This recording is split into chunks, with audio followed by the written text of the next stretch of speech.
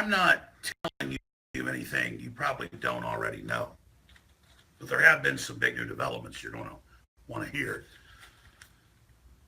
But watching the authoritarian left go from pretending like they support free speech to being openly at war with it is a sight to behold. There is a focused narrative in more than 100 news articles a day conservatively, just concerning yours truly, Alex Jones. What a phenomenon.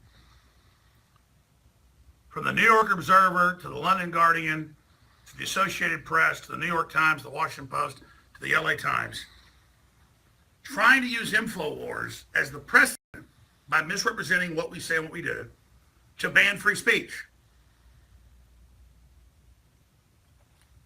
And now in hindsight, I see how clear all of it is. Where they'll file suit on me for something I didn't even do, and then we'll talk to them and they go, we'll pay you to settle, just so they can say I settled. This goes back a year and a half ago. Now it's all clear to create the precept that I'm fake news, and so once I'm banned, even the Wall Street Journal said this 3 months ago, then everyone else can be. But what's amazing is seeing that there's no instincts out there from really smart people. Or maybe they think they'll get picked later, like Joe Rogan, a good friend of mine, or so many other people, to stand up to this. But they're going to go after everybody.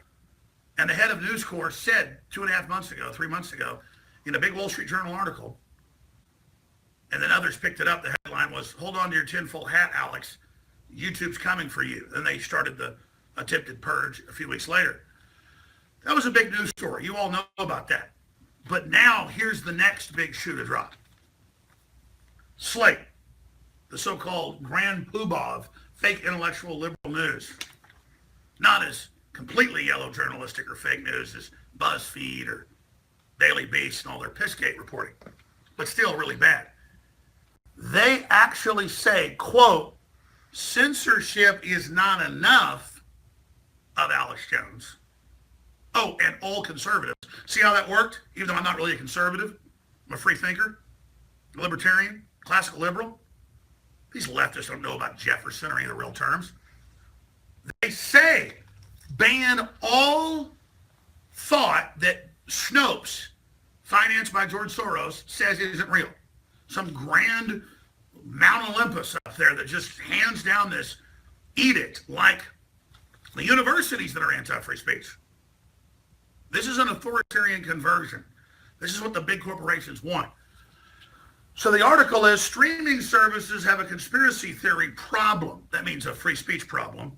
But the answer isn't for Netflix and Amazon Prime to just remove the terrible documentaries. And then they list films that Robert De Niro has promoted about vaccine damage that's admitted in the vaccine inserts and say ban that. And they list anti-war films and say ban that.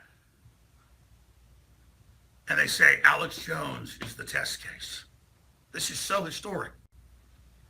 And then they misrepresent. But here it is on the next to last page. I'm going to read through this for you. The whole thing is unbelievable. All 9 pages. The streaming platforms can help. Jeff Bezos, they're calling on. But the approach needs to go beyond censorship. But their approach needs to go beyond censorship and fact-checking like Facebook's disputed tag, where they list you as a conservative, therefore you're restricted or banned, and Facebook's announced the plan by election day this year to ban conservatives. Everybody's already been dialed down. You got to be on our Facebook page to see anything we do. Nothing shareable. And they thought, oh, that would socially teach us to behave and go along like the college kids they bully, you know, to enter their leftist ideology. No, we're not those folks. Owen Schroyer yesterday went to UT. And the first place he walks up, there's a female professor. The video's out there. It's a UT professor who says masculinity doesn't exist, is a hoax. And the first thing he sees is a weird woman in like a Wiccan outfit telling female students, men do not exist, masculinity is evil. And he starts talking to them. I mean, this is lunatic asylum stuff. I talked to him, he goes, no, I get out of the car at the parking spot and it's the first thing we see. Who knows I mean, this is crazy town, folks. Canada took mother and father off all documents a month ago because it's hurtful. Imagine in the dystopic future, the word mother and father is banned. The family is eradicated. It's here. But the streaming platforms can help, but their approach needs to go beyond censorship and fact-checking. And then it says, sense either. So little kids walking by, don't trip them.